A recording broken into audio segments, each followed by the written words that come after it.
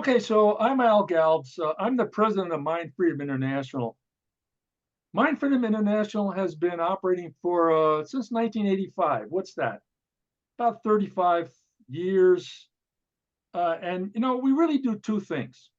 Um, One thing we do is we advocate for human rights in mental health. So we protect people's rights. We don't want people being involuntarily committed to treatment, being forcibly treated, and we do what we can to not let that happen. In fact, we have a Mind Freedom Shield, which is a solidarity network in which the members agree to help each other if they are involuntarily committed. And I can tell you that shield is working well with a lot of volunteers. And recently, we freed a man from being electroshocked against his will, and we freed a man from the hospital just by raising hell, really, about it, basically. So that's one thing we do. We advocate for human rights and mental health. The other thing we do is we advocate and promote safe, humane, life-enhancing approaches to helping people who are going through hard times. We want people to have choice in the help they choose. We want them to have available to them safe, humane, life-enhancing approaches like soteria houses, peer-run crisis respite houses, open dialogue, Hearing Voices Network, Healing Homes. I don't know about Healing Homes. Look up Healing Homes. It was operating in Sweden, Karina Hackinson. We want those kinds of approaches available to people. So how do we do it? Well, we're a poor organization. We really struggle financially. We have a working board. All of our board members work at this. Jim and KK are both members of the board. We have one employee that works 20 hours a week at a salary way less than it should be, right? So we're a very poor organization. And here's the end. Our potentially most valuable resource, our tool, is our members, our membership. And I don't even know how many members we have, but not enough. We can do what we can, but in order to really bring about the change that we want to bring, we need our members to be active, to be working, to be doing the work. So I'm encouraging all of you to join Mind Freedom International. The way you can do that is you go to the website, www.mindfreedom.org, click on the join button and join. Join us and become part of our working strength in numbers, community action organization to do what we're doing. The dues are $35 a year. If you can't afford that, no problem. We want you as a member. That's more important than the dues, is being a member and helping us do the work that we want to do. So we are partners in this with I Love You Lead On. Susan, are you here? Susan Fitzmaurice here? I think I saw her come in. Yeah, maybe she can say a few words about I Love You Lead On. Anyway, we're partners with I Love You Lead On this, which is really a group that advocates for cross disabilities people, rights of cross disability people, et cetera, et cetera. So that's my pitch. This is Scott. I'm here, co-founder. Okay, why don't you say a few words? You can say a few words about I Love You Lead On, Scott. Well, I'll just give you an origin story. We started in COVID. We did 90 shows in 111 shows in 111 days from July 26th in 2020. And then we both got ill. We overworked ourselves. Oh, but Susan and Sarah from I Love You Lead On. We did a retrospective on Judi because we were doing retrospectives on leaders every day, just looking back, living forward. And we chose I Love You Lead On because that was Justin Dart's, how he ended all his speeches and that. So it was kind of like a tribute to Justin because he was really good at cross disability. He believed in growing a tents and not breaking silos. And Susan had a heart attack last month and had 4 stents put in, so she might be resting. Hmm. Okay, well, I hope she's getting better soon. Thank you very much, Scott. So today's program is on the protection and advocacy for individuals with mental illness advisory councils. There's one of those in every state. They are associated with the protection and advocacy agencies in every state. Okay, thank you for putting that up, Jim. So we're going to be talking about these advisory councils and how they can become more powerful, more useful in protecting the rights of people with disabilities. So we have 2 presenters. We have Kristina Kapp and Jim Gottstein. So Kristina Kapp, she likes to go by KK. Kristina, Kristina overcame both physical and mental health challenges in her early life. And she has spent the last 24 years really as a rights activist, working in the behavioral health and disability rights and justice domains as a rights activist. She is the founder and executive director of, let me see, it's called the Belief Factory and H2H Consulting Group. She's a member of Ohio's Protection and Advocacy, Ohio's Disability Rights Board of Directors, and is the chair of Ohio's Protection and Advocacy for Individuals with Mental Illness Advisory Council. She's also a member of the MindFreedom Board, and we're really happy to have her with us. And she is the vice president of the National Association for Rights Protection and Advocacy, otherwise known as NARPA. So, KK, thanks for being here. We look forward to you being on the panel. Jim Gottstein is a lawyer. He is the founder of the Law Project for Psychiatric Rights. And if you want information on the issue that we care about, that I think all of us here care about, you want information on the problem with involuntary commitments, forced treatment, with a lack of choice in the mental health system, with treatment that is hurtful and harmful to people. If you want information on that, go to www.psychrights.org. An absolutely amazing inventory of articles on this subject. Terrific. So Jim's a lawyer, and he has represented people whose rights are being violated. And I have to tell you about one case, which I think is wonderful.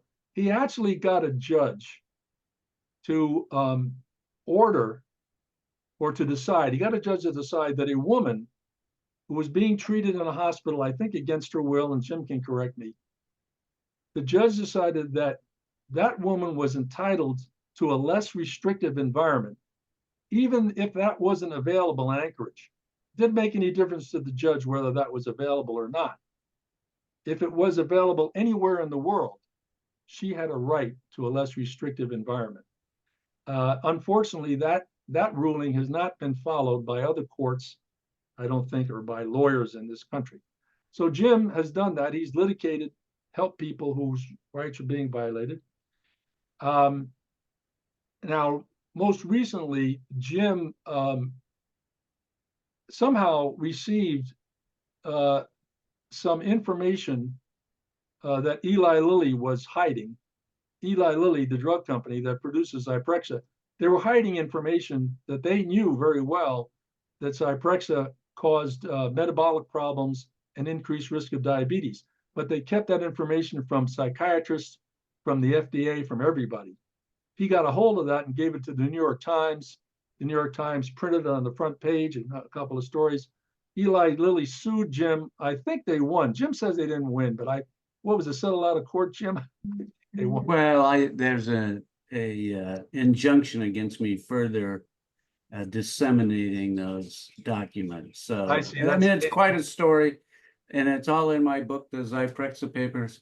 And I wish Right. the judge had ruled that way, but I think that's the way the judge should have ruled. I see. Okay. How did the judge rule? I'm not sure what case to what case The you're Myers, the referring. Myers case, the Myers case. Oh, no, but yeah, that case, yeah, that was good. It was forced drugging, that they couldn't Right. drug her if there was a less it was in her best interest, and there's no less intrusive alternative. And the statute said if Faith was determined not to be competent, that the hospital could do whatever they want. And we said, hey, that's not constitutional, and the Alaska Supreme Court agreed. Great, you won. Great, good for you. Okay, so Jim has written a book, the Zyprexa Papers, about his really exposing Eli Lilly, exposing their hiding of data they knew that was harmful. Zyprexa was harmful to people. By the way, I want to tell you something here. I don't want to take too much time, but in 2008, Eli Lilly paid out $1.4 billion in claims. 1.4 billion, 9 zeros. They paid out 1.4 billion to people who on Zyprexa had committed crimes, committed suicide, hurt people, gotten themselves into trouble. 1.4 billion they paid out. They paid out in claims. Guess how much they made on Zyprexa in 2008? $4.8 billion. That's just the cost of doing business. People being hurt by Zyprexa. That's just the cost of doing business. So, finally, I got to tell you that Jim also is the lead author of a report on improving mental health care in the United States, which is a really very well done 35-page indictment of the conventional system and descriptions of what we should be doing to help people. He is a member of the MindFreedom Board, and recently he has really initiated a group of volunteers. Well, I think we have 40 volunteers now who are working on the shield, and we're able to help people whose rights are being violated in a much better way than they ever have. So thank you, Jim. Thank you, KK.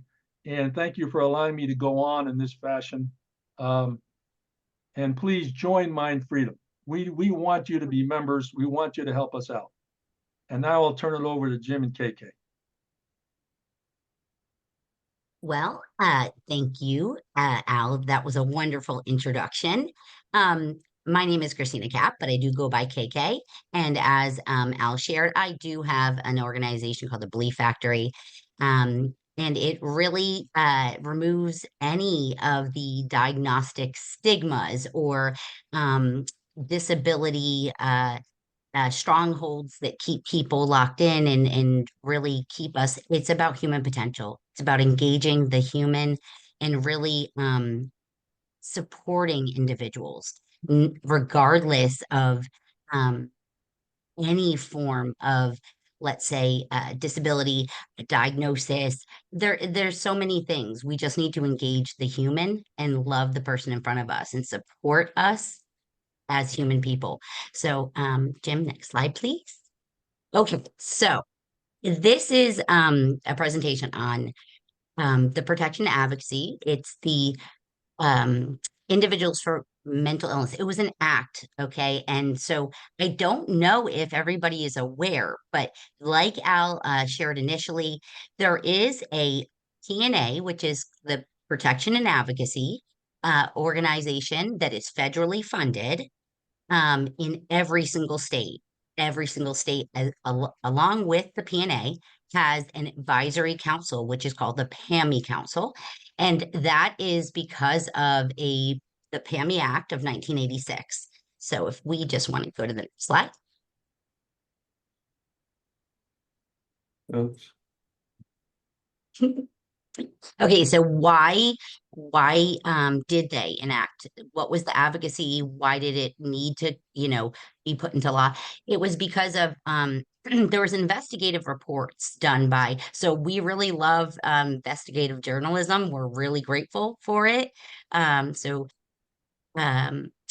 it was Geraldo Rivera actually that blew this story wide open as he got these horrific shots at an institution in New York, Willowbrook. And it was just horrific what was occurring, and there was no oversight of any of these institutions. And so there was a public outcry that really insisted that there must be protection for individuals with mental illness and intellectual disabilities, and that there really had to be something put into law and federally mandated. Slide. Okay, so a little quick snapshot. It was designed initially to cover individuals with intellectual disabilities. It was expanded to include mental illness in 1986. It was initially limited to institutional settings, and it was expanded into the community as, you know, we really fought and advocated to deinstitutionalize, which we'll get into because we're right back into siloing all over again. That's why this is so important.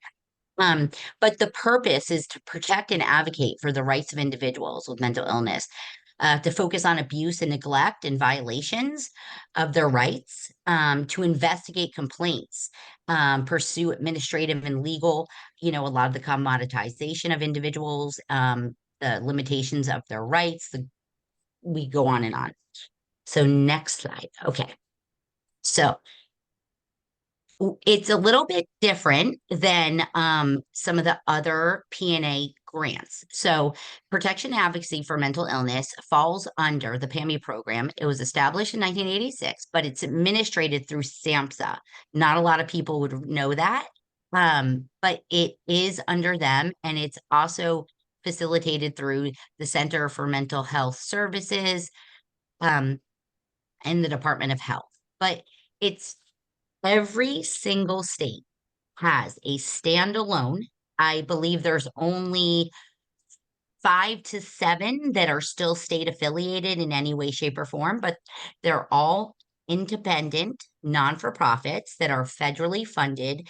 They serve several different federal grants, but the PAMI grant is one of the largest that they receive. And there's the CAP grant, which is it's a consumer information. It's where individuals and institutions are able to learn their rights, regardless if they're under guardianship or so on and so forth. There's the PAD grant, which is for individuals with intellectual disabilities. But the PAMI grant focuses specifically on individuals with mental illness, the settings they live in, the abuse and neglect, all of everything pertaining. And so the grant authorized, and it was amended in 2000. That's when it was expanded beyond just the institutional settings. But it's also so every state has one, but the organization is actually designated and appointed by the governor. So it's a federally mandated program that has, I'm also going to explain that it has legal right of way, which means they have access authority. So if there is an abuse and neglect complaint, they, regardless of what the institution says, they have federal access authority, which means they can enter for the safety of the individuals if there is a rights violation or abuse.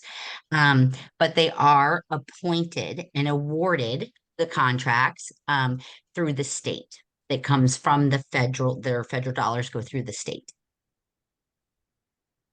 Okay, so what is the PAMI Council? Well, it's made up of an attorney, and this is a part of the act itself. This says that there has to be an attorney, a mental health professional, people that are very knowledgeable and are very committed to improving the lives of individuals with mental illness, or the programs in which advocate, basically, a provider of mental health services, people who have received or currently receiving mental health services, or family members, which is really, really important. The advisory council has to be diverse in geographic and racial and economic. We really do our best to have that equity and inclusion there. So the key difference between any other program is that every single year, in fact, we're preparing for it right now, we are a part of the priority setting for the year, which is really important. And now more than ever, is something that, gosh, I just really hope there's several of you that go and apply to your state PAMI councils, because there are so many bills and care court models and everything coming in up for votes, and that's part of where we set. Okay, is a priority to set policy against forced treatment? Is it against guardianship or forced medication or rights violate? Like, what is the number one priority? So I know that we have repeatedly addressed for top priorities in where I am as the care court model, the forced community treatment. I also want to share that it was our PAMI council that got the testimony kits out to other community members and got a large, huge push of opposition testimonies in, and we were submitted, and it was incredible. And there was a lot of reporters that pulled those testimonies as well, and a lot of us got to raise awareness around this and were interviewed and different things. And so we are currently on the second round of a care court model, forced community treatment, and we've had so much community support to the PAMI members that are dispersing and equipping with the testimonies, how to submit them, exactly what we write in them. But it really does take that kind of advocacy and initiative. And so that's why it's really important. Sorry, I kind of went into, okay. So we assist in setting the priorities. And so it's an opportunity for us to also visit with individuals that are within the settings. We host community outreach to the institutional settings, and we're able to hear firsthand from the real stakeholders what their needs are, what they feel should be some of the priorities. And it's a really incredible process, because it empowers individuals that are maybe in some of these restrictive settings to feel like their voice is being heard. And that's something that's really, really important. And so we're able to get some of the information and relay it back as we share, and we take it under advisement for what should be the priorities for the year. We educate and we equip, like I said, the testimony kits. That's a big thing. There's different resources that we do. And but I think this is a part of it. There's a lack of knowledge of the P&A system as a whole. And it's such an amazing, amazing unknown resource that we really need to engage with all of these the Prop 1 in California, all of these siloing of individuals. I think it's really important that we speak up and we speak out. So we work with the protection advocacy to really meet and all of the goals and objectives and the priorities of the year, whatever that may be. We support people. It's a different advocacy vehicle, let's put it that way, because we have the opportunity to educate about a system that is unknown. It assists in changing and having a voice for policy change within the mental health system. But I think the biggest part is we are a conduit or a liaison in the sense of going to the community and the institutional settings that maybe everybody can't, get access to, and hearing what the need base is, sharing what the need base is, what they feel is should be a priority. And that's priceless. It really is. So next slide. Okay, and I'm going to hand it over to Jim to get into. Thanks, KK. That was really terrific. Yeah, a great description. So as Al said, I'm Jim Gottstein with this law project for psychiatric rights, psych rights, and our mission is to mount a strategic litigation campaign against forced psychiatric drugging and electroshock. And we've been working on this for a long time. And we took litigation, or it's basically me, and accomplished something. But the biggest problem in my mind is that I was in a position to do it without getting paid, and basically there's no legal resources to speak of about protecting people's rights that has actually been deployed, at least from my perspective. So KK really turned me on to the excuse me, I have a frog in my throat. To the possibilities of the PAIMI councils, and took a look at it, and it's like, wow, this is really powerful stuff that should be going on. And like in Alaska, I could never get my PNA to take any case that I asked. They did do a pretty important thing a few years ago, but and so I didn't really pay much attention to them. And then, like I said, KK really turned me on to these PAIMI advisory councils. And what I kind of realized is that really they're, they should be very powerful. So I came up with this, idea of, are the PAIMI councils sleeping 800-pound gorillas? And I asked my friend Bob Parsons, who I've known since grade school, who was a terrific artist. That's a drawing he did of himself, to do this graphic about sleeping gorillas and dreaming about what the PAIMI advisory councils can do. And in some ways, this kind of encapsulates the entire my entire, well, it's about half of it, but it's about encapsulates what the PAIMI councils are, have authority to do. And Bob, by the way, did the cover work and had another drawing in my book, the Zyprexa papers, which you can see I relentlessly promote.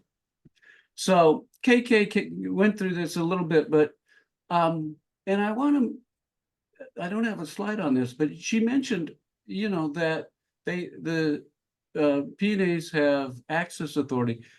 And that includes the right to get records without authorization for release of information, without a subpoena. And they have the right to, they're supposed to resolve things short of litigation, but they're empowered to bring lawsuits to enforce people's rights. And that's one of the core purposes of the PAIMI Act, is to ensure that the rights of individuals with mental illness are protective, ensure that their rights are protected, ensure that the Constitution, federal and state statutes are enforced, and then investigate incidents of abuse and neglect. So that's, there's potentially a lot of legal power there with this charge. Okay, and then get to the PAIMI councils. KK mentioned it, that the PAIMI councils jointly develop the priorities. So there's two things. The Act says jointly develop the annual priorities of the system. So one of the things is a lot of the P&As have really focused on the word advisory. Okay, and so they say, well, you're advisory, so you just make your suggestions and we decide. No, that's not joint. Joint means you do it together. And that means that they cannot establish the priorities of the system unless the PAIMI Council agrees to it. I mean, the flip side is true too, which is they need the P&A too. So KK, you wanted to say something? Yeah, and that is something that is a wonderful collaboration. It really is, in the sense of that we're able to really share, have an exchange of thoughts and ideas, and really share from the firsthand outreach engagements as well. And then also hear from staff, what they're seeing and hearing. And it is important to have that joint, but it really, like I said, it's done around the same time every year. And it actually is a really collaborative, wonderful experience. And I just really feel that it's important now more than ever, with all of these, that we do speak up and say, hey, these policies that are, or these bills that are being proposed. I know that Washington State just had one. Different states, several states have had them.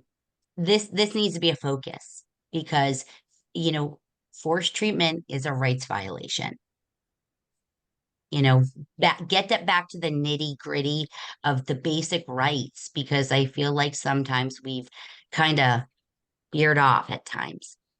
Sorry. So, and some, KK knows way more than me, but, so, I have,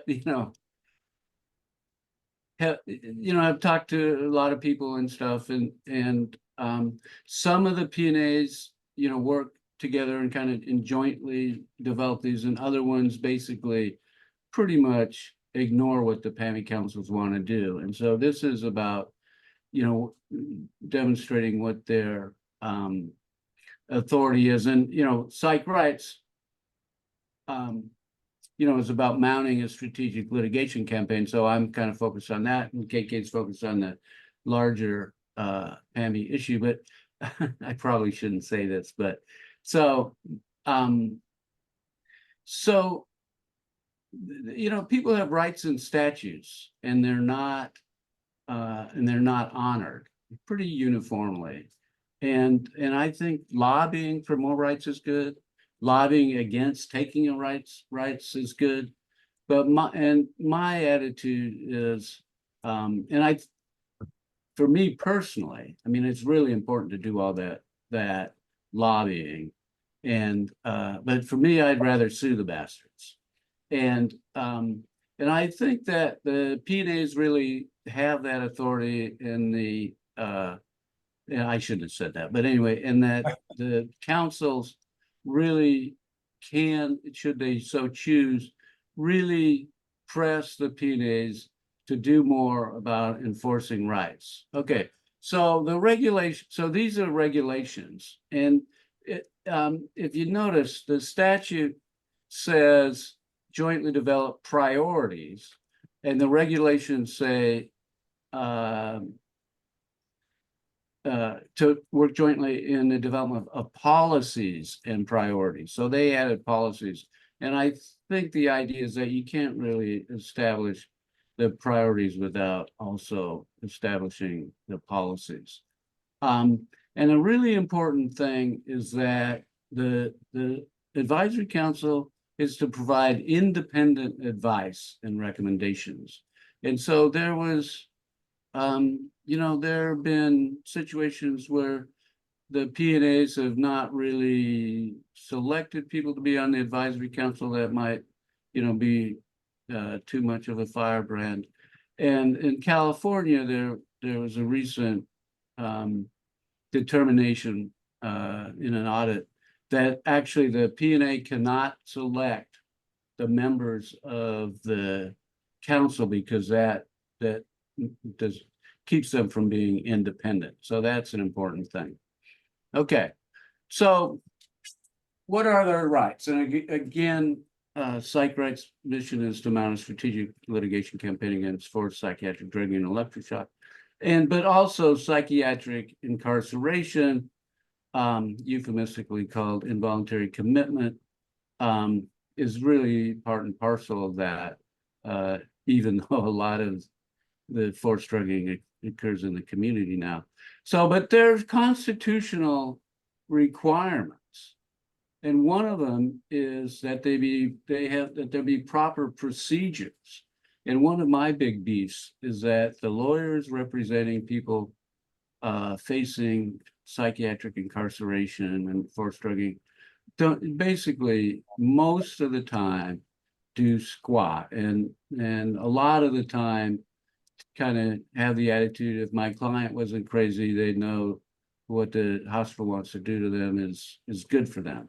Well, that's not the lawyer's proper role, and it makes it a phony process.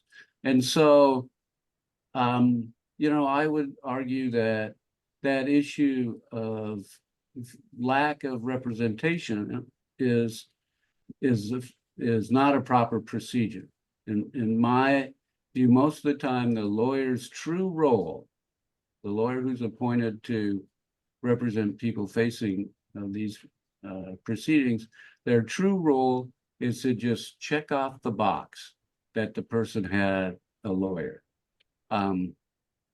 Okay, and you have to find that the person's dangerous, and that's a result of, you know, quote, mental illness or mental abnormality, and that being unable to take care of oneself can constitute danger to self. I'm not going to go into this that much, but that's kind of the broad brush on when psychiatric incarceration is constitutionally permissible.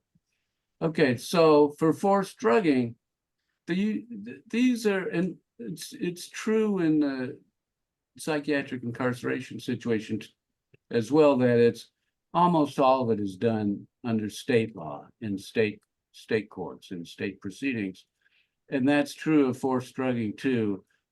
And so the U.S. Supreme Court has made rulings about psychiatric incarceration and not so much on forced drugging, but there is one called United States versus Cell, which was a competence to stand trial case, which was they wanted to drug this dentist for Medicaid fraud to make him competent to stand trial, and that made it up to the Supreme Court.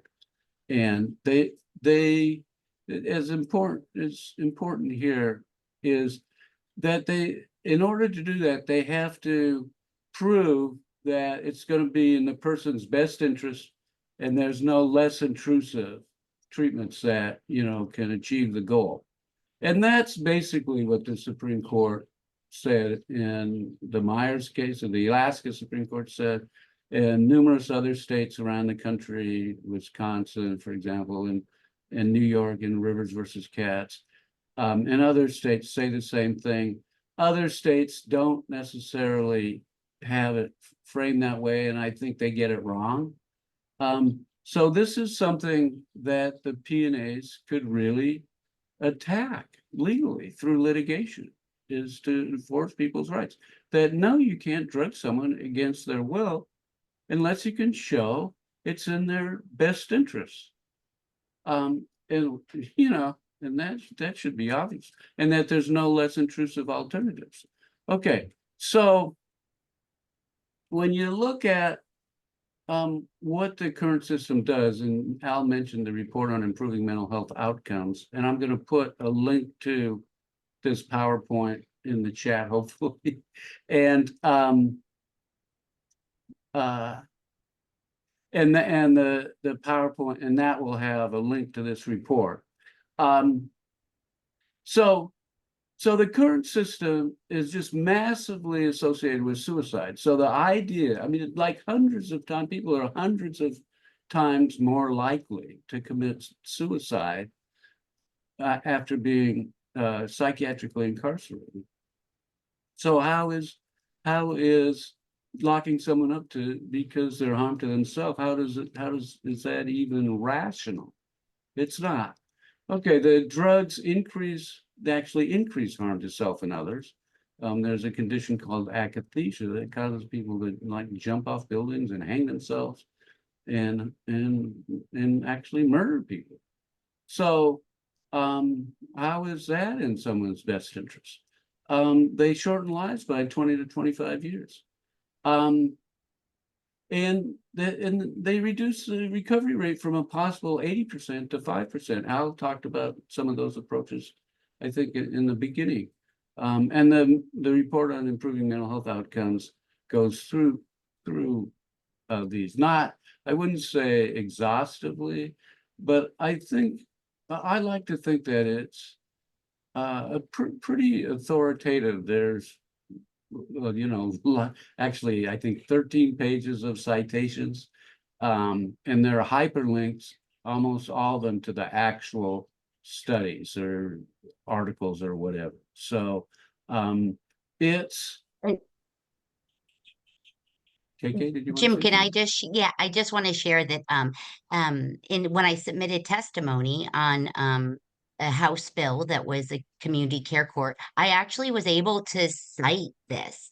And it was really important that I did, because I think that maybe some of the lawmakers don't know some of the information that was out there. And I think it really is important that we can also really show that recovery is real and resiliency can happen, and that we can, bounce back and not just recover, but bounce back.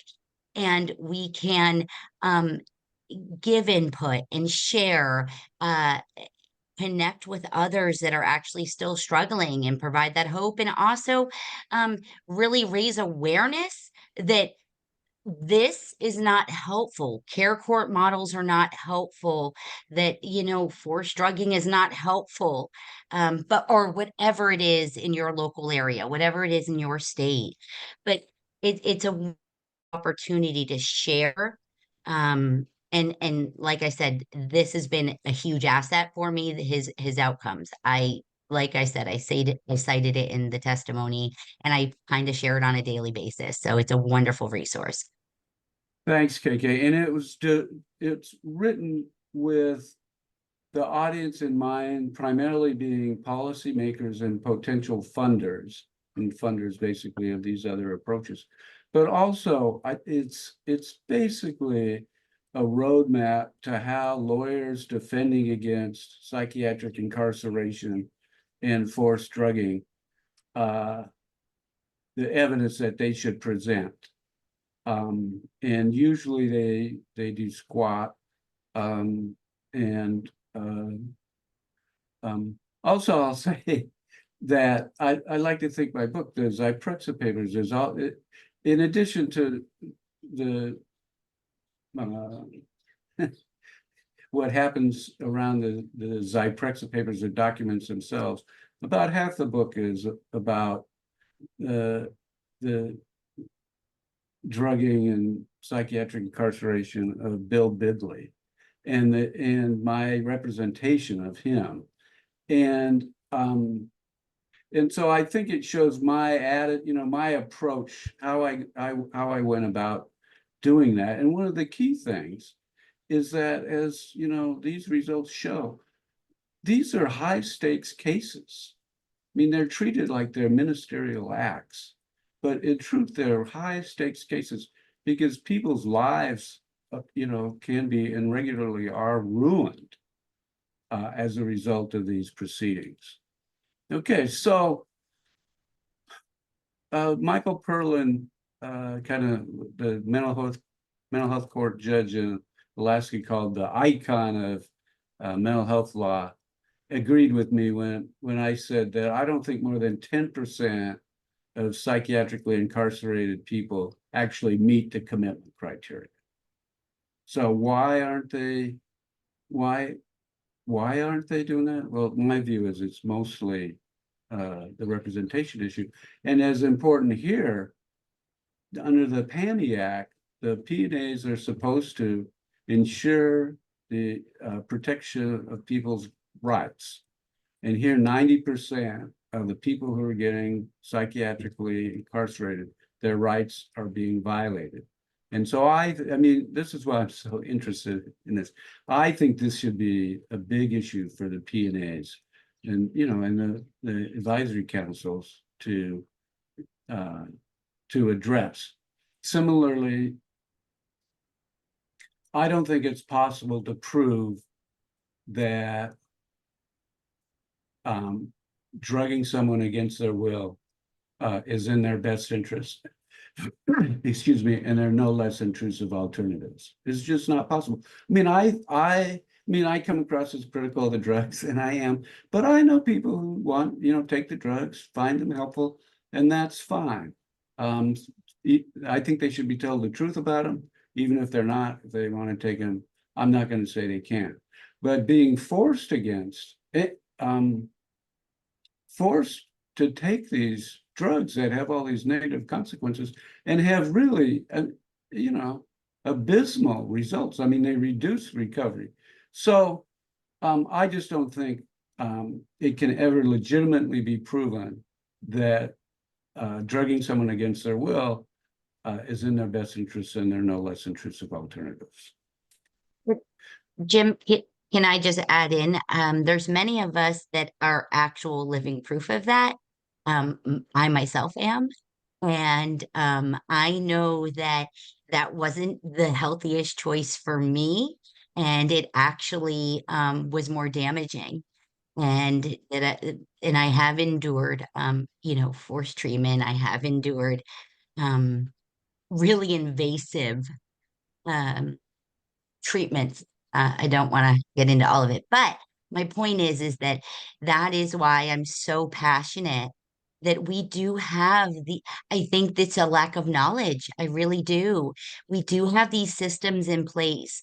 We do have these advisory councils so that people that have these lived experiences can share, you know, healthier options and the priorities. And it's just so valuable and important because, like he said, we are the living proof, you know, that recovery is real and that resiliency can happen, but the options have to be there, not just forced.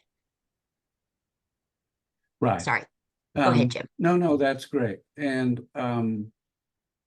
yeah, I'm reading this book now called Dear Louise, about this girl and then woman whose life was just destroyed and then killed by psychiatry in Denmark. It's LUISE. Anyway, it's just heartbreaking, and it happens to so many people.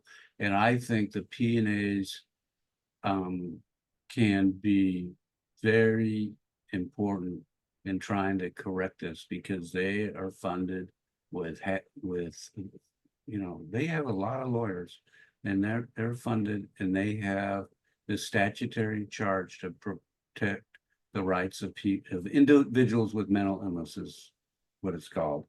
And they defined individuals with mental illness as someone who's received mental health services. Okay, so, and then finally, for this part of my part is, I did write this law review article, Involuntary Commitment for Psychiatric Drugging in the Trial Court's Rights Violations as a Matter of Course, 2008. Actually, a number of the things I said was wrong in Alaska. I won Alaska Supreme Court cases afterwards. There's this will also be clickable in the PowerPoint. I'm going to put it in the chat when we start discussion. Okay, take us home, KK. So this is why it's so important to me as of right now to really educate and inform what the P&A system, what the PAIMI councils do, because we need the voices to be on the boards. And because of the care court models that are getting pushed down everybody's throat, that in widespread, there's currently 14 states that have these up for bills. Like I said, we were able to submit testimonies, and 2 years ago it was knocked down. We'll see. But we've done a great job, and we worked in collaboration, and it was wonderful. But the widespread, the care court models go into guardianship, and it's the criminalization of mental illness. And so if we really applied to our PAMI councils, got voices heard, and were able to really say, hey, this is what I'm seeing in my community. If it is those issues, imagine if several states actually had their priorities very similar. Let's see if their states push through care court, models. I think it's a really important. I think there's lack of knowledge, and I just really am passionate about empowering individuals to apply to their PAMI councils, to be a voice, and to raise awareness of what is really going on in your local community, in our mental health community.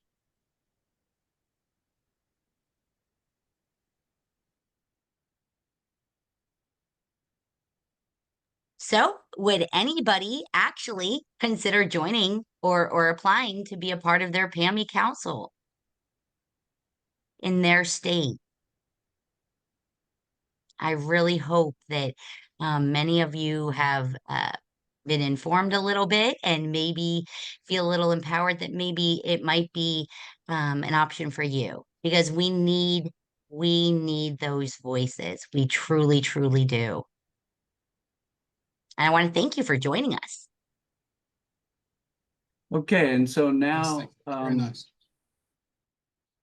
great. So we're gonna open it up for discussion, and I think people can unmute themselves. I hope so. And we started a little poll that you can take if we'd like to get an idea of where people are at. So Sarah Price Hancock, I see your hand up. Yeah. By the way, just for everyone, if you'd like to be recognized, you can go to the reactions, link at the bottom, and click on that. And you can raise your hand. Okay, go ahead, Jim. Go ahead, Sarah.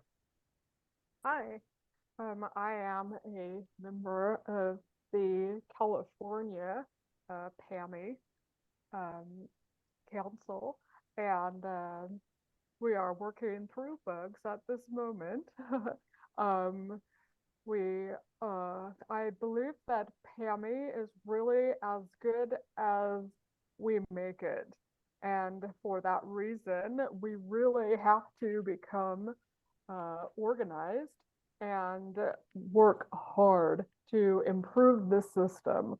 I have been a member of PAMI in California since 2020, and I am happy to report that just recently, in the past 6 months, I have finally gotten some leeway and some ability to work within the system to improve information that is currently being distributed to people through the P&A system regarding electroconvulsive therapy.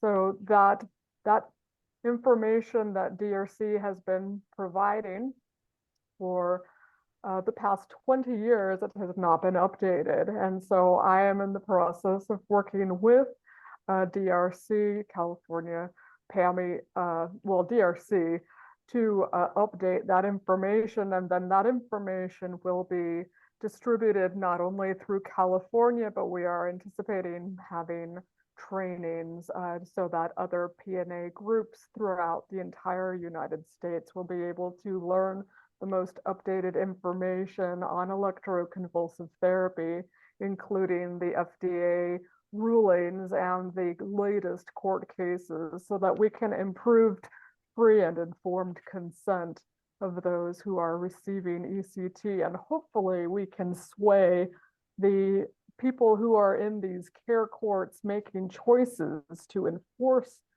treatment. Hopefully we can inform them on the latest developments, since they seem to be currently informed by those who are providing the treatments. that said, I think each state's disability rights organization has a unique organizational structure. And so it might be challenging for you to be able to work directly with your state's organization as it has been for me. I finally got their attention because I CC'd the Director of Disability Rights California and the Director over PAIMI at SAMHSA. And that is how things began to change in California. So we can make these changes if we are respectfully addressing the things that need to be changed in a way that works within the system. So Thanks, I appreciate you. I do want to just recognize that Lisa Stallworth is here, and that's exactly who who you were referring to, or how, the SAMHSA's representative, and she has her hand up. So Lisa, would you like to share? I'm not sure if it was Lisa that I CC'd or if it was somebody else, but it was somebody that finally after I did that, I started getting responses from the California's DRC. Okay, so I don't have any particular comments. I want to ask a question because I would like to, and let me first introduce myself since you already acknowledged me. So my name is Lisa Stallworth. I'm the PAIMI Program Coordinator, Team Lead here at SAMHSA, which is Substance Abuse and Mental Health Service Administration. But I would like to have a copy of this presentation as well as the recording from this presentation. Because again, we just want to make sure that you are in line with the requirements of this program. I do want to say though, is that the P&A, according to the PAIMI requirements, the P&A are responsible for establish the PAIMI Advisory Council. So the PAIMI Advisory Council are not independent of the P&A. It is required by them to work together with the P&A along with the board of directors.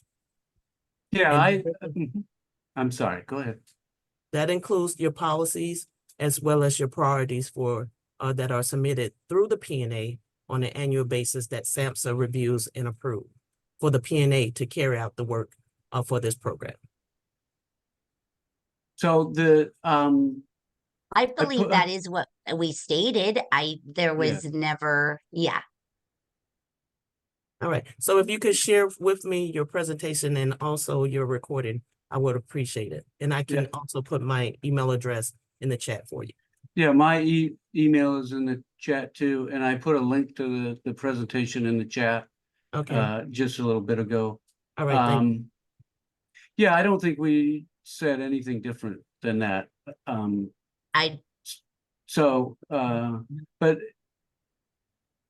yeah, it's supposed to, the council is supposed to be given independent advice and work jointly on the priorities. Right.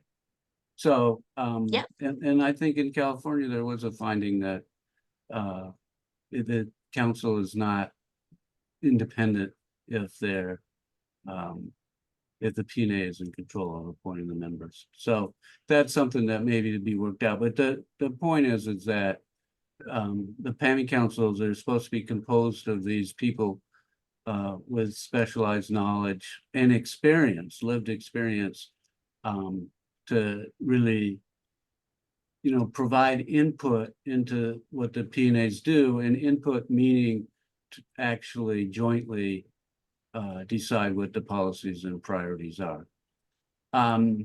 Andrea, did you want to say anything else, Lisa?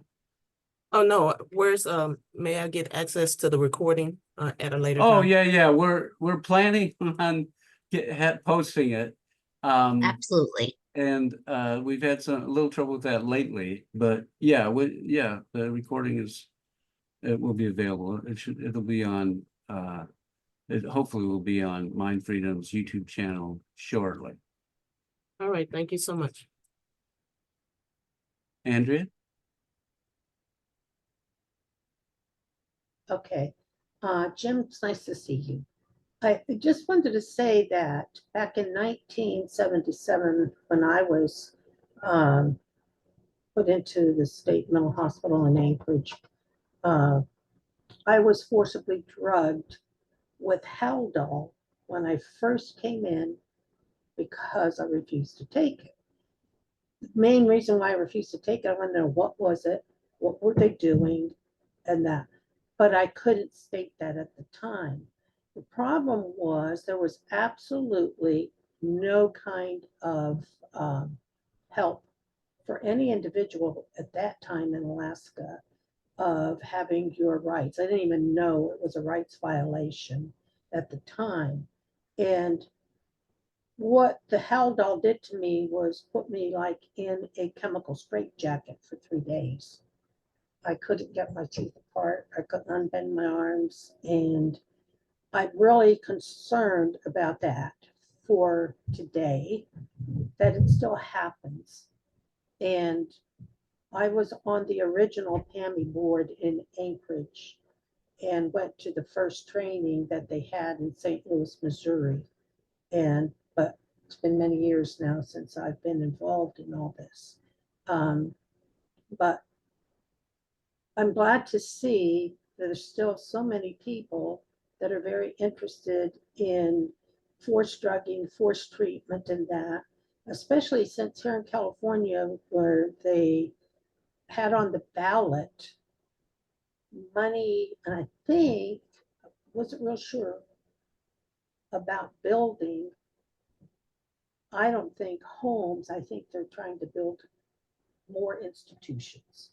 And I think we're going to see more rights being violated for people, that there's going to be an increase. That's all I have to say. So thanks, Andrea. Andrea, I've known her for, oh God, I don't know what, 40 years now, maybe, and 30 years. Anyway, she's amazing advocate, did amazing, and also, you know, did work. And I'm waiting for your book to come out. Yes. I read an earlier version, and I know it's going to be fabulous. Yeah, it's really changed a lot. So, Yeah, well, yeah. it was good then. Yeah. Thanks so much. Did we get that poll? Yeah, Did we it's get that poll? Yeah, it's going, and there's 28 Oh, okay. people, and I was going to mention it. Yeah, thanks for reminding me. Absolutely.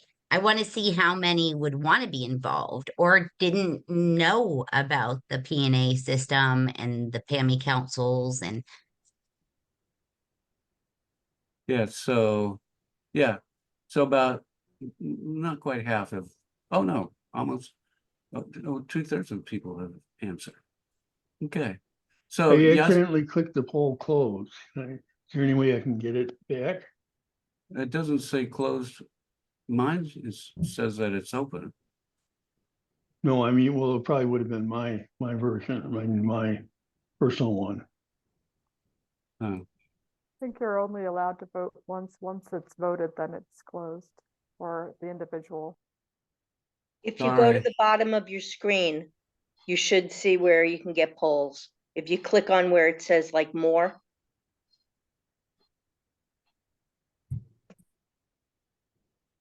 Got it. Great, super, Peter. All right, Yasuhiko. Yes, good evening.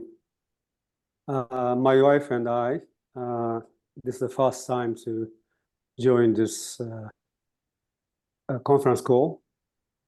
And before I join any organization, I want to make sure that, you know, I can make a contribution or a difference to that organization or the clients of that organization. And so I do know Jim's work, and I'm very impressed with who he is. And so Mira and I always, when we get his email, I want to make sure that we want to be part of the group meeting. But beside that, I know nothing about this Mind Freedom organization. Sounds very interesting. Nor this PM whatever council. And so I got some information now, but I want to know, by joining, I can make a contribution. So I'll just tell you my background, and then you tell me if I can do something for you. I'm a Buddhist priest, Zen Buddhist priest from Japan. And I'm a philosopher, a spiritual teacher. And I have been teaching and offering courses and writing things. Most of my contact are those people who are normally neurotic, but not beyond that. So basically, healthy people who want to, become more enlightened in life. And in my life, I volunteer to, assist people with depression. During the COVID, I helped few people who are suicidally depressed. So I don't have any psychological background, although I have studied a lot, and no license or anything, but somehow based on my own life experience and my understanding of life and the humans, I can assist people who haven't gone too far in their, psychiatric treatment. But that's maybe, so I can see if there's any need for somebody like me, I'd be happy to be, to join your organization. I am so, and my wife may have different, questions, but so that is it. I need to know that I can be a contribution to you, value to you, and if you say I am, I will join. Life experience you just shared about a different way and in your life experience of walking with others through those dark times, I would say is very powerful and valuable. And that it doesn't just always have to be there's the saying is there's many pathways to recovery, right? And so I think that it shouldn't just be a saying. It should be something that we really celebrate. And yes, your life experience is very valuable and important. Yes, absolutely. So I'm qualified Thanks. to join your organization, KK. Yeah, absolutely. Okay. Great. Super. Katie? Hi, thanks again for the meeting. So ironically enough, I had reached out to the PAIMI through the Disability Law Center in Minnesota. I reached out to them not long ago, and I'm going to a meeting on June 20th, and they're up for open spots. So I found it ironic. Jim sent me this, and I had actually contacted them. And then Jim knows I have a lawsuit in federal court. We just wrote an appeal or a writ censori, I think it's called, for the Supreme Court to hear our case. And it has to do with forced drugging. It has to do with I was civilly committed when I wasn't mentally ill. I was physically ill. And I had no proper due process. They violated Minnesota statutes, and there's no safety net. There's no protection. There's no help for me now. And the federal court is using criminal law against me, and I'm not a criminal. And so it's a really critical case. The Supreme Court gets 7,000 to 8,000 of these a year. They only hear maybe 80. So I don't know how we could be heard, but I think it's critical because this is a federal lawsuit that could really make a difference. And it raises a lot of attention to when our rights are violated, when we're facing a commitment and there's no oversight, when the lawyer doesn't present any evidence on your behalf. And the federal court is saying that I have to get my conviction overturned through an executive order, a state tribunal, a writ of habeas corpus. Those don't apply to me because I'm not under a commitment anymore, and I shouldn't have been in the first place. And what happened to me under that commitment Anybody who ever has been subjected one knows what happens. And I'm lucky to be alive. I'm alive by the grace of God. And in the state of Minnesota, according to the Constitution of Minnesota, I don't have the right to vote anymore. So I think we have a big problem here that needs to be addressed. Now, in Minnesota law, it says I can vote, but the Minnesota Constitution from the 1800s says I can't vote. So I'm not sure what takes precedent. So I'm just really thankful for this opportunity to maybe work for some progress and change to help people, to protect people, and so that we really help people when they need help instead of causing more harm. So thanks. I didn't mean to go on. I hope I didn't too long. Katie, I'm from Minnesota originally too. Ann Henry, is she still the chair? Is she still the executive director over at PNA? No, so there's a new person. Okay, how about, but here's an old lawyer that closed down Cambridge Institution back in the 70s. His name's Luther Granquist. Okay. He is the shark of all sharks. He closed down Cambridge State Hospital back in 78. And he's retired, but if you look up Luther Granquist, he's right up there at the level of Michael Bailey. He's kind of like a polymath. And Supreme Court really will perk up his ears. Just tell him Scott said hi. Okay, I'll try. Right now, And try to find Ann Henry, because Ann Henry's great. okay, She's right now retired. I'm doing some amicus briefs, but we'll see what happens. So thank you all. Thank you, everyone. You bet. Scott, did you have your hand up before? Yeah, I had my hand up. I'm just gonna take 2 minutes, give everyone in the room an update of what we're doing with the Smithsonian Disability History and Culture project. We're introducing it to Senator Casey. We have a sponsor. We want to build a National History and Culture Museum on the mall, but we're introducing it June 11th, sponsored by Senator Casey.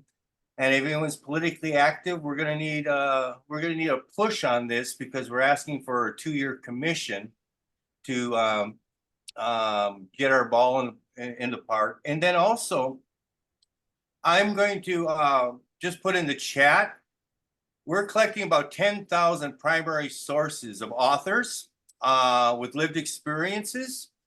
And I'm going to put a document that has just 1,200 authors. But Jim, I would really like to, I know you've been collecting authors and everything. If you could email me an update, because we just put 20 from each diagnosis because it's a cross disability thing.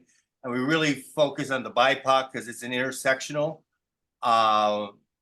We really want to bring the new voice, because like it or not, it's been a pretty white movement for 40 years.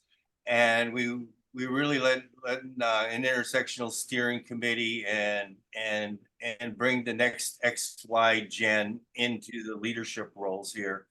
But I'm going to upload the 1,200 authors that we have just from primary source. And there's about 8 categories in the mental health arena. And we only put 20 in, but in that document, we'll have my email.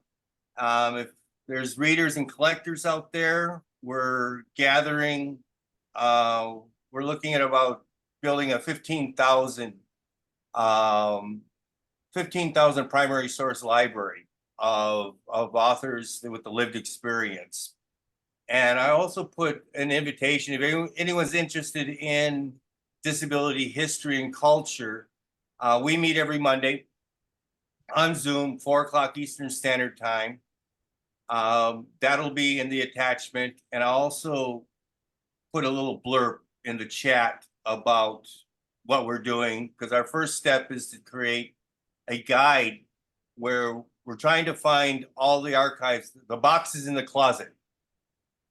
And we're using machine learning and AI to try to make everything iPhone simple, but we're losing so many advocates so fast. It's really a critical push that we want to get as many of the scrapbooks cataloged and archived. And just, it's the people's story. It's a lived experience. It's all primary source. but I'll just give you a little blurb in the chat, and I'll put an attachment in there. That'll have like 1,200 authors from 30 diagnoses. And well, we don't use diagnosis, we use living with. But anyway, I just wanted to give a shout out to y'all and try to get your input for the libraries, so we know where our voices are, and so we can just, because we're using multiple categories. Not only are we using advocates because we're a cultural thing, we're using artists and photographers, designers, sculptors, poets, philosophers, political leaders, yada, yada, yada, yada. But I'll just give you a little taste. Thank you for everything you guys are doing. Keeping Judy's room running. We love you. Lead on. Thanks, Scott. You're doing fabulous work for sure. So Lionel, you haven't talked before, so I'm going to call on you. If you want to get the announcement for the Monday groups, put your email in the chat and just put down virtual museum, and I'll make sure you're put on the list. I'm going to put the link in the chat too for everyone for Monday's meeting. Thanks, Susan and Scott. Yeah, that's great. There's the link for everyone that's interested. All right, perfect. Is it okay for me to speak now? Please. I just wanted to bring up that my organization, Wildflower Alliance, is doing a Black Madness Oral History project that might be of interest in terms of what you're working on, Scott. Mostly because we're collecting oral histories of psych survivors in the movement, often elderly, like for their last story that they're able to tell of their experiences in the system. So if you would like to connect around that, I would be happy to email you around that. I would love it, because that's what I am. I'm a video historian, and I've done over 1,600. And of those 1,600 in 48 states, we've been to NARPA, our alternatives, NDRN. I get a lot of windshield therapy, and definitely let's connect. It's brothers. Let's do this. Great, great. So, Katie, did you want to your hands up again? Oh, I must have bumped something. Sorry about that. Thank you again. Okay, all right. And so I see Andrew, your hands up, but Rob's hasn't talked before. So Rob, do you want to tell us? Yeah, hey everybody. Yeah, I had a few questions about the talk. Thank you so much. That's great, learning more about these PAIMIs and that. So when I've reached out to these groups, the P&As, the disability rights groups in various states, sometimes, trying to connect someone I've been speaking with to get some help, or just trying to get an interview with them or something. What I've noticed is this, and this is what I'd invite you to comment on. So first of all, they seem completely overloaded because they're dealing with such a broad mandate beyond, the P&As themselves, mental disabilities and other types of disabilities of all kinds. So they seem really overloaded, like they don't have any time. They don't seem to often take on individual cases all that often around forced treatment or commitment. They seem to leave that to the public defender's office or someone else, and they don't take those on. And they don't seem particularly radical in their thinking around forced treatment. Like, I've not heard many that are fully like, forced treatment is bad, and speaking out in that way. And so, yeah, I invite you to kind of, I guess, give me some more insight into your thinking on that, and what you see, what the possibilities are, and does that vary from state to state and so on. And then just one last other question I wanted to ask was, KK, at one time I think you mentioned to me that there was also money to distribute.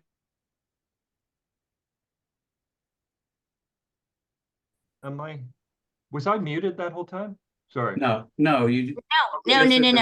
Somebody just muted me by accident, I guess. No, Okay. So anyway, my last question. no, it's train. Yeah, it is there is the grants, right? There is different grants. There is the PAMI is its own grant, right? Then there's the PAD grant, there's the CAP grant, and it's specific allocations. I know Lisa could actually answer that better, but it all has to be very well reported, oversighted. And the other question, I'm just going to answer it real quick. And I know that Lisa has her hand up, probably wants to answer, but that's why we set the priorities. We advise on the priorities, right? And we work with them to set the priorities for the year, because you're absolutely right. It's a huge amount of incoming calls and filings and so on and so forth. I mean, it's a big mandate, right? So that's where the advisory input of the priority setting is really important, because in that year, that's where the focus of the work goes towards, if that makes sense at all, because it is such a huge mandate. But Lisa, did you want to answer that? Not so much that I want to answer the particular questions, because again, I'm really trying to be here for observation, because anytime there's a presentation related to the PAMI program, it actually should come through the federal agency for clearance. So I was asked to be on here and again, just want to make sure that everything is good, that is being represented for our program. What I want to say to Rob, though, and anyone else, if you feel that you have contacted any of the state PNAs for whatever reason, and you don't feel that you received any assistance, you have a right to contact SAMHSA. And you can, as I put my email address in the chat, you can email me directly. And again, we would address any concerns that may be out there. Again, there is specific criteria that the PNA has related to the PAMI program. So like KK identified other programs that from the federal government that the PNA has, but for people with significant mental illness, it's only the PAMI. That's the only money that they can use to address, to protect and advocate for PAMI eligible clients. None of the other funds, because all the other funds have their own specific missions and goals and objectives. So, but for anyone that feels that you're not getting any cooperation, you're not getting any response, you're not, and even if you were provided some services, all the PNAs are required, according to the PAMI requirements, are required to have grievance procedures. And those grievance procedures should be made available to anyone. They should be available. You can ask for them. They should be in a place where you can find them, even per their website. So if there's anyone that have any problems or trying to get some service and you're not getting any response, please feel free to contact me by email and we will go from there. Thanks so much, Lisa. Katie? So Lisa, I'm grateful you're here. So I didn't even know PAMI really existed, because I've been trying repeatedly to reach out to the Disability Law Center, and then I just found PAMI in Minnesota. So I'm grateful to learn more about this, because there was no protection for me and there were no advocates for me. So to find out that there is something that is, I am grateful to hear that hopefully we can prevent and help other people from not having advocacy, from not having support. And how do we make it better, right? How do we make this better? So thank you. So all the PNAs, the process starts for any concerns that you may have. And again, there are 3 categories that fall for the PAMI program. There has to be an issue of abuse, neglect, and right violations. And of course, there's a number of issues that fall under those 3 categories. But you have to, and I'm not saying you didn't, you have to go through the PNA intake process. And they call them, email them, stop by. We know things are a little different post-COVID, but again, some of them still have office hours where you can stop by and file a complaint. So whatever your needs are, they have to go through the intake process, and then they take it from there. The attorneys and the advocates, along with the executive directors, can address your concerns. Now, again, they do already have set priorities each year that have already been developed, already been approved. Now, there may be something that you need addressed that they may not be able to get to at that time, but it doesn't mean that it's not something that they can't, you know, have an intake on. If it is a situation that they can't address, because there are some specific situations that they cannot address on behalf of the federal agency. Definitely, they cannot get involved with lobbying, because no federal funds should be involved. They do lobbying, but not with federal funds.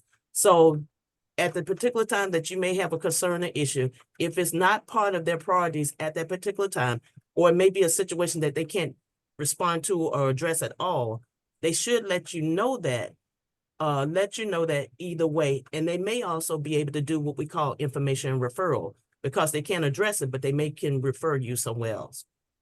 And that was, there actually was no way for me to get to them, Lisa, in Minnesota. They are hidden. It was hidden under the Disability Law Center, and I could not get to PAIMI, and I just happened to find it accidentally a couple months ago. And now I have that connection, and I'm excited for the meeting that's coming up so I can learn more about what they're doing in Minnesota. So with that being said, we do monitor through PAIMI program reviews. We ask, for those that are monitored, we ask the PNAs to do a public notice form that we're going to monitor or review their program, the PAIMI program. So again, you should be able to go out to Minnesota, because Minnesota is coming up very soon. So there should be a 30-day notice out there for the public to know. And if you have any concerns that you want to submit to the resource box, I'll be the one that's going to pull the information. We don't share the information that we pull or sent to us. We do not share it with the PNAs. It's for our information so that we can address it during visits. Okay, so how do I find out, Lisa, about that, when it's going to be the public? Let me just go ahead and give you the email address for the mailbox. Thank you. I'd love that. Thank you. This is wonderful. Thank you. Hold on 1 second. Let me find it. Super. If I can for a minute. Oh, I'm sorry. Katie, can I ask what yours occurred? Because mine was also for a physical injury. And I'm also very grateful too that I have made it out alive. Seriously. Okay. In Washington State, I'm sorry. What year was yours? 2019. What year did it occur? 2019. So that's very, okay. Thank you. Mm-hmm. Okay. Can I get it?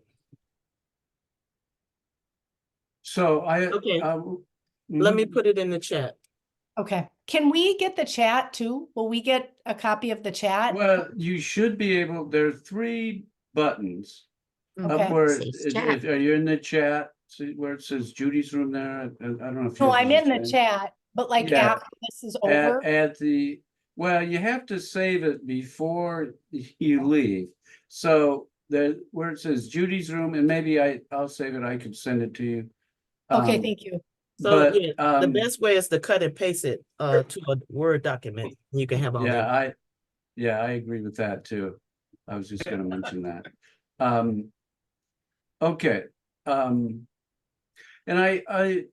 Rob also, I'm not sure all of his questions, but one of them was that they don't seem to take individual commitment in forced drugging cases, and that's basically true. But because I think the idea is, well, they have attorneys, so they don't need the PNAs. But in this case, from my perspective, is the current system and the attorneys are not protecting people's rights, and that's something that could and I think should be addressed by the PNAs on as a system level issue. Okay, so interesting. Wait, For that answer. Well, I just wanted to thank Jim for that answer. That is interesting idea. And that's that is where I do think that there should be some, consistent priorities. But Lisa, I have never heard, even just sharing, I didn't share anything personal about any states or anything. I never was aware that you would have to get permission to share about like the PNA system. Yes, you do. You do. NDR. well, I don't have to. I If you mean, I'm could- with the Law Project for Psychiatric Rights, and we're giving a presentation. And I am, and my focus is I've looked at this. I see it as a huge opportunity. It's a So if you would. private, public, nonprofit. I don't have to ask your permission or anything. I mean, I welcome you being here, but the idea that we have to ask permission to provide information, our view of information, is really not acceptable. I'm not going to argue with anything, but I just shared what the criteria is for presentation that represent a federal agency program. So, but yes, that is true. So, you have quite a look on your face, KK, but I'm surprised. so, so moving on, Mira, did you want to say something? Yes, I do. My name is Mira Joy Vivant, and I would love to contribute to people, but I'm not kind of person interested in law, much less in the governmental institutions, because I see that's very tough to penetrate and get something out of it.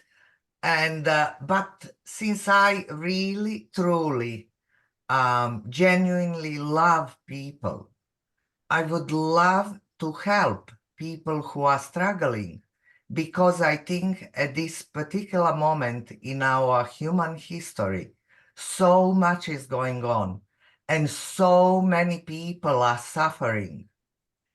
I'm hearing almost daily of the suicides, especially young people. That's heartbreaking. And if I can contribute, I would love to contribute to the individuals to help them go through the hard time. Because for me, going through all these institutions and breaking I mean, it looks very hard, and it's I just don't feel like that's my call. My call is So, help individuals. And if you have or know someone, I live in Virginia, who needs help. I don't know if anyone in this group is from Virginia, but I would love to help people. I would spend time talking to them. Or honestly, I can cheer them up, because I invented my own philosophy, what I call joyology. I teach them joy, to forget the problems they have and bring a little bit of joy in their life. That's what I would love to do. Thank you. so that's terrific, Mira. I mean, one of the things, we've got this that we found with the MindFreedom Shield program is, not every situation really works for a shield alert where you go out and try and get support for people to be for psychiatry to stop for that person. What we're finding is, there are a lot of people that could just use exactly that kind of support. And so it'll be terrific to connect you up with one or more people. That's a super offer. Thanks. You're very welcome. Alex? Hi, yeah, thank you. I know this isn't directly related to the top of the conversation, but I feel like it's kind of relevant. So just very quickly, here in New York, I'm part of a group called Correct Crisis Intervention Today, and we're focused in New York City on advocating for a peers not police model for mental health crisis response. It's similar to the Daniels Law Initiative at the state level, and we finally have got a hearing at City Council for this Be Heard pilot program, as we're looking to swap in peers instead of social workers and restore peg cuts. And if anyone is in New York and is interested in attending the rally or testifying or submitting written testimony, I can put a link in the chat. Thank you. Great, thanks. Yeah, there's a lot of stuff going around the world, and that's the country and world really, and that's really important. And there's starting to be, kind of some, it's great that it's being recognized how necessary this is. So, theoretically, we go to an hour and a half or a little over that. We go as long as people want. But don't feel you have to stay. And Lisa, did you want to say something again? Oh, no, nothing. Oh, else to okay. say. I saw Zoom just notified me that your hand was up. Okay, Peter? Just a small housekeeping thing. I applaud the push for membership today. When I looked at the website, I couldn't find a place to log in, for instance, and make sure I'm still a member, see how much I contributed and stuff like that. I know you're shorthanded, but that would be a nice thing to have on the website. Thanks, that's good input. You can certainly email or and we can look that up. So Jim, I do have a question now. My hand is raised now. So this platform, this group, is there a particular name for it, for this group or this platform, and how often you meet? So it's once a month, and it's a joint educational project of MindFreedom International, a private nonprofit, and I Love You Lead On, disability group. Scott talked about it earlier, and we do it on the first Wednesday of every month. Okay, is that information in the chat?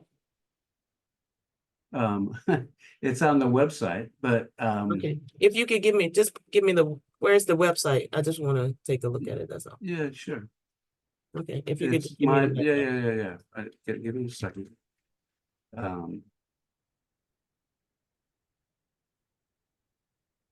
it's used as an educational. And that's where I guess I'm just surprised, because we just wanted to encourage people to well, no, engage the P&A.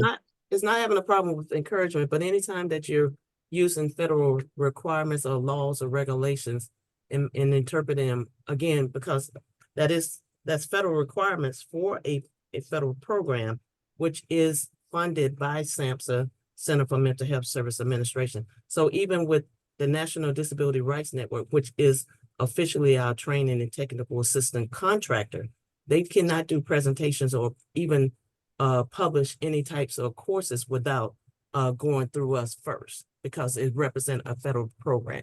So we're not really representing a federal program. No, I'm not gonna at all. I put the Law Project for Psychiatric Rights website in the chat too. Okay. So yeah, and it just had, I mean, KK is a member of a PAIMI advisory council, but there are no federal funds used for this. But and she's not doing. And I didn't even say that. And not doing. And no one's saying, I'm just trying to get an understanding. No one has accused you of doing anything wrong. I'm just trying to get an understanding. That's all. Well, I do feel that there is a need. Okay, let Scott say something. He's with I Love You clarify Lead this On. really shortly. This was started for COVID in 2020 for all of our advocates that were in the house as a community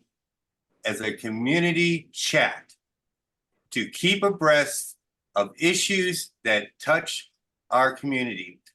We did 111 shows in 111 days. Judi's room, MindFreedom, said we did a retrospective on Judi Chamberlain, where we invited all of Judi's friends to remember Judi Chamberlain. Well, they liked it so much, they wanted it to become a community chat room. And that's fine. And so this, there's no money. This is all done on a Zoom account. and there's no fundraising, and there's no liaison with any organization except personal advocates and people that love Judi.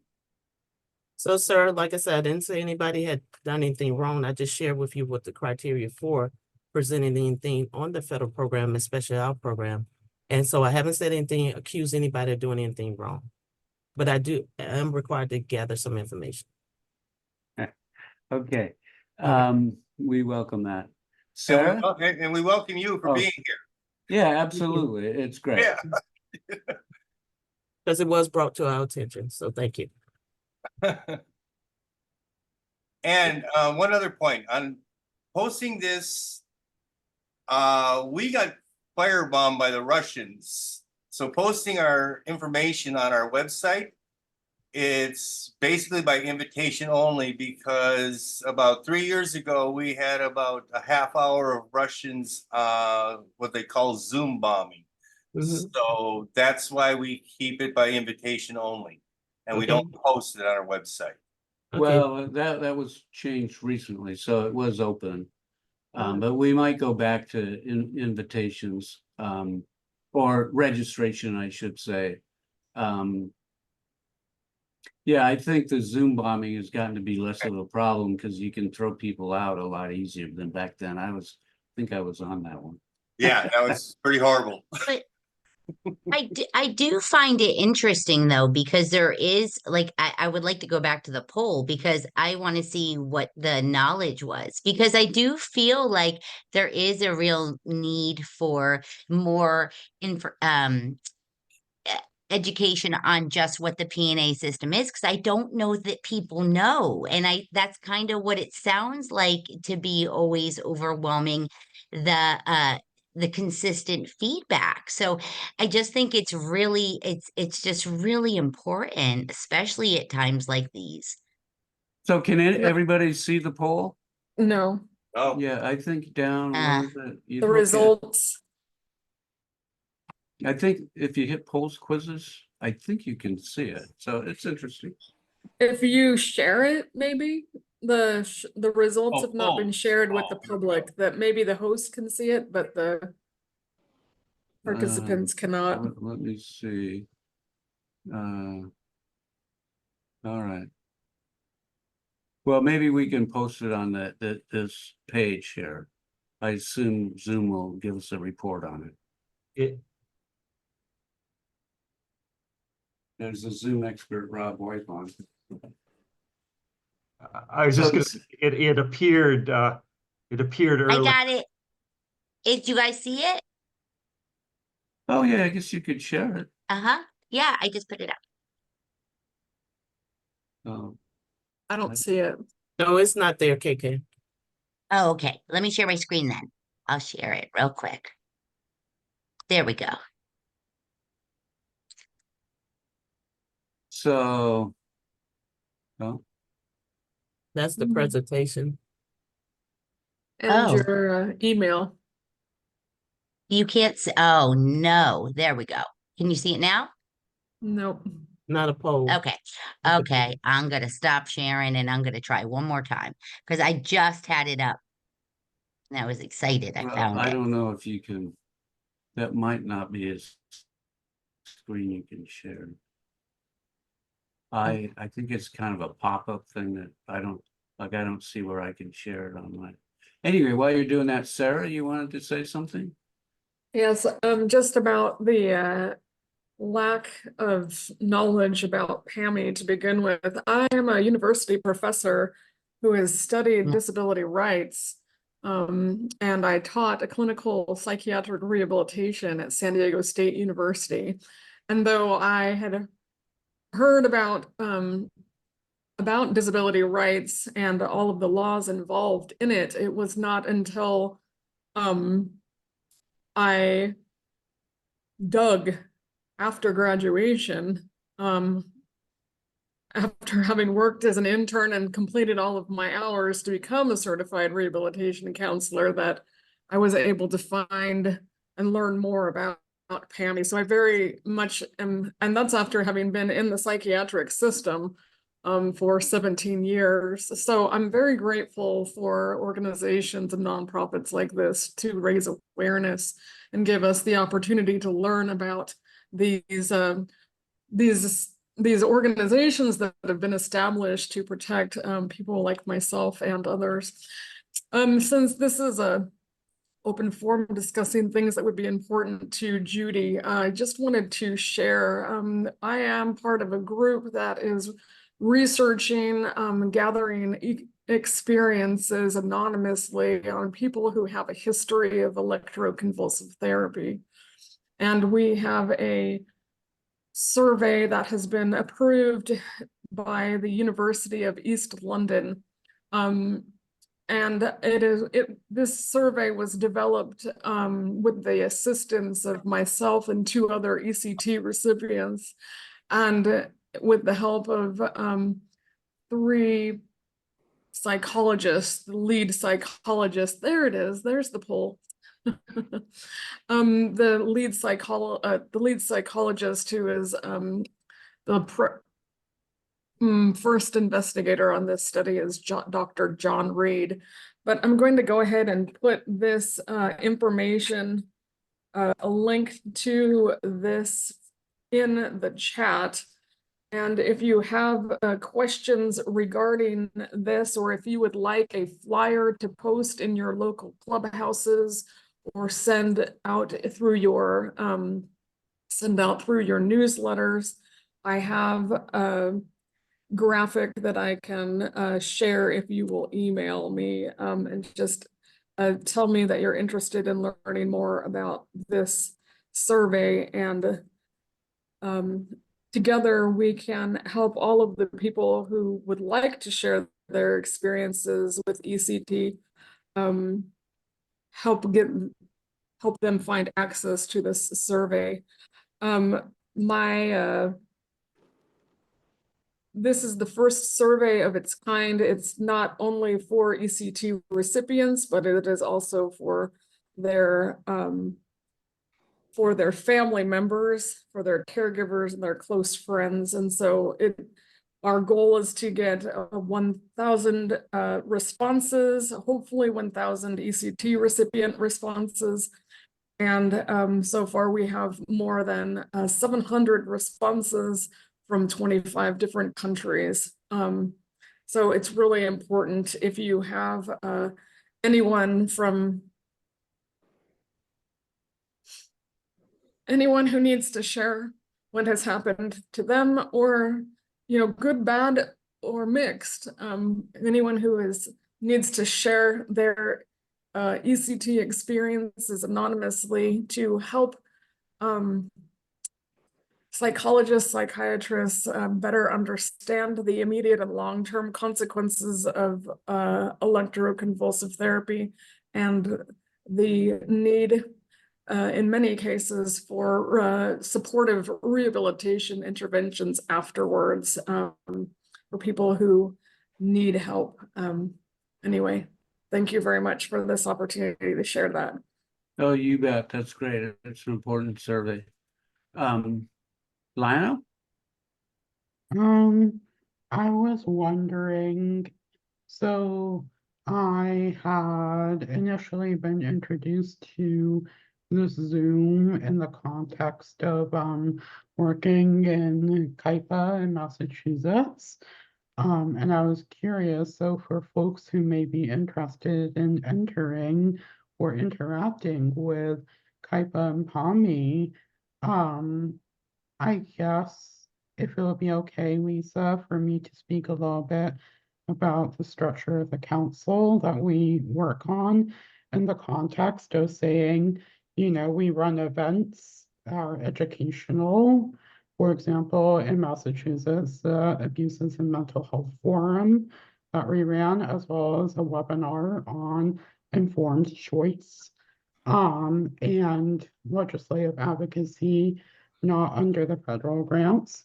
So I wanted to, I guess, clarify a little bit that it's a council in its structure in my state. And so it's not necessarily direct care in that sense. What is it like for you? That's what I'm curious about. I'm sorry. I know you guys just did that webinar on informed consent, right? And Yes. is it called a CRIPA? Is that how you say it? Is that what your PAIMI council is called? Yes, so it's the Council Against Institutional Psychiatric Abuse. Okay. I apologize. I know it's different, but we wanted to No, focus more that's on, interesting. we wanted to shift it away from a narrative of mental illness and more Yeah. onto addressing abuse in mental health systems. That's awesome. I love it. I signed up for your webinar and I got the recording and I'm so excited and I'm so grateful. In fact, I sent it to quite a few people because I just thought it was so great. So could you actually explain a little bit? Because I didn't understand that you guys have so you don't use I didn't understand. How do you do So those? we do engage with bills, but we don't use federal funding for engaging or lobbying with bills. So that was one thing that I wanted to be clear on, just because I know that's Yes. a No. definite point Yes. to be made, to Mhm. be clear on, in terms of the funding that we do receive and the grants that we are under. Sarah, did you want to say something? Sorry. Oh, okay. Your hand is still up, so. Oh, sorry. Let me turn my mic It- off and lower my hand. Can either of But you put a yeah. link into that webinar on informed consent? Yes. I can get that down. Just give me a minute. Thank you so much.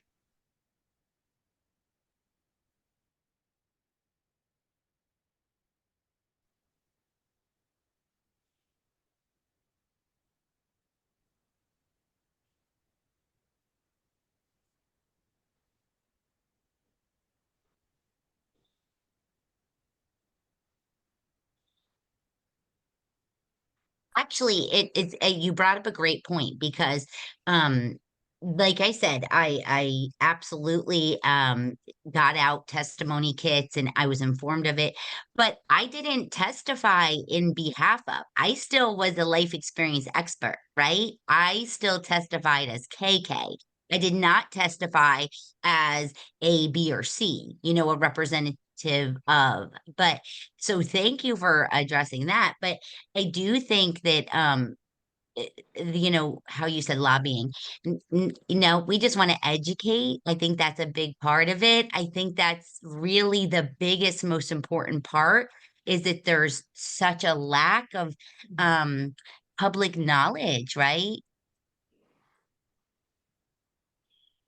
Yes, I know in Massachusetts we have the involuntary outpatient treatment bill that is currently being debated. So that's definitely one of the things that we're keeping an eye on. And that was exactly the one, that's exactly how we as a council, we kept an eye on it. And then we informed all of the stakeholders of, hey, now this is time to get your testimonies ready. And because we advocated as independent advocates, right?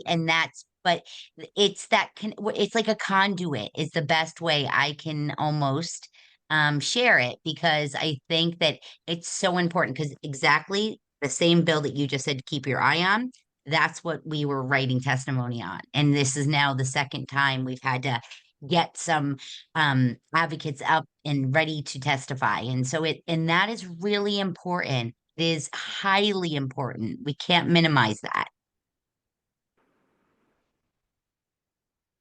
Thank you so much, everyone, for your time. I really appreciate it. And I appreciate all of the clarity that's been provided in terms of Lisa's presence and your contributions around the guidelines for discussing things. So I really appreciate that. I'm definitely going to remember those. And thank you to KK, Jim, and Al for presenting the first half of this. So I have to go, but I would love to Thanks, connect, though. Lionel. You guys do some great work. Put your Yeah. email in the chat, please.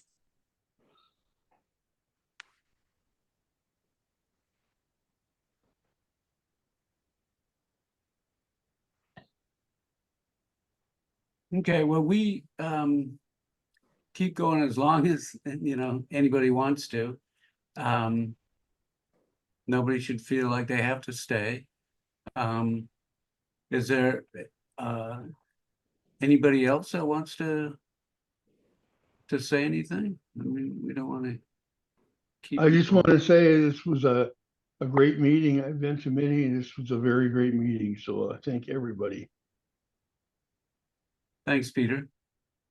This is James? Susan. I'd stay, and I'm the last person to close the door. So if you feel like you need to talk, but you want to wait until the room is a little smaller, sometimes people are a little more comfortable once it gets a little quieter in here. So I hang out as long as need be.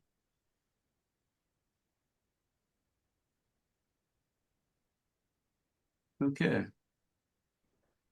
Huh. So James, you have your hand up? Yes, I'm talking to you from the United Kingdom, so thank you for having me.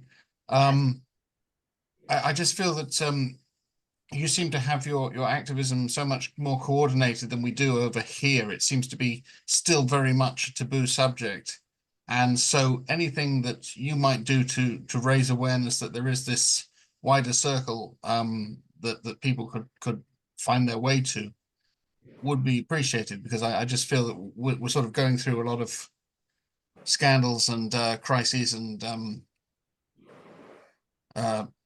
malpractice revelations, and it would be nice to have that increase in quality. So my email's in the chat, so you can Wonderful. reach out and we can try and connect up, because we'd love to get more going in the UK. Well, I'm just sad to not see more UK people here. I mean, in fact, we've got a couple of people Oh, who are trying to get shield alerts out in the UK. That's right. I was just gonna say and that. So it'd be great to have some support there.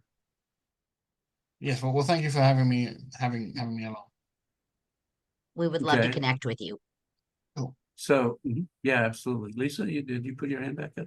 Yeah, so I'm gonna go ahead so that, because again, I know my presence probably has made some people feel uncomfortable, and that was not the intent. But I did have to join just to find out what was going on, since it was brought to SAMHSA's attention.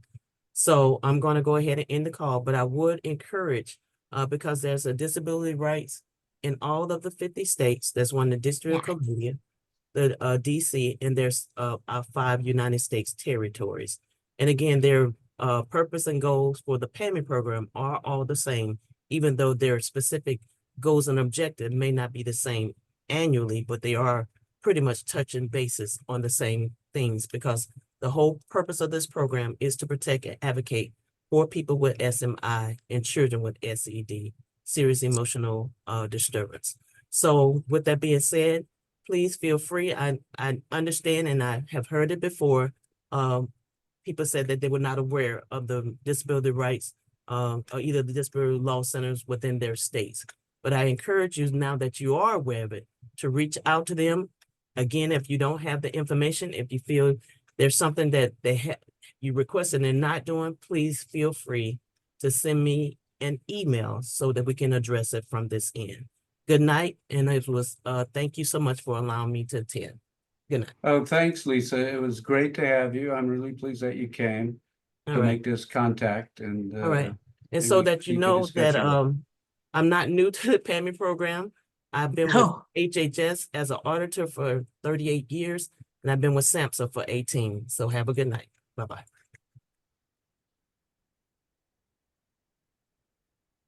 So Alex, you had your hand up?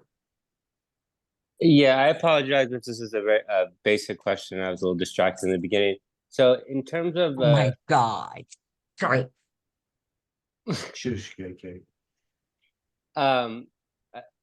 In terms of recourse that can be taken apart from like an actual like lawsuit for a friend of mine who's still getting forced injections and has just left the hospital for the 17th time, and I don't know if anyone has any specific advice on what I can do to end the situation so she can gain some control over her life. So what state is your friend in? I mean, She's in New Jersey now. did you contact me about this? I did not. Yeah, so it's hard. So, but one possibility is the Mind Freedom Shield program, where the Mind Freedom Shield is like this mutual aid society where everybody who signs up for the Shield agrees that they sign up and say, basically, well, they sign up and everybody agrees that if someone who signed up is facing forced psychiatry, that everybody in the group agrees to do something on their behalf to, try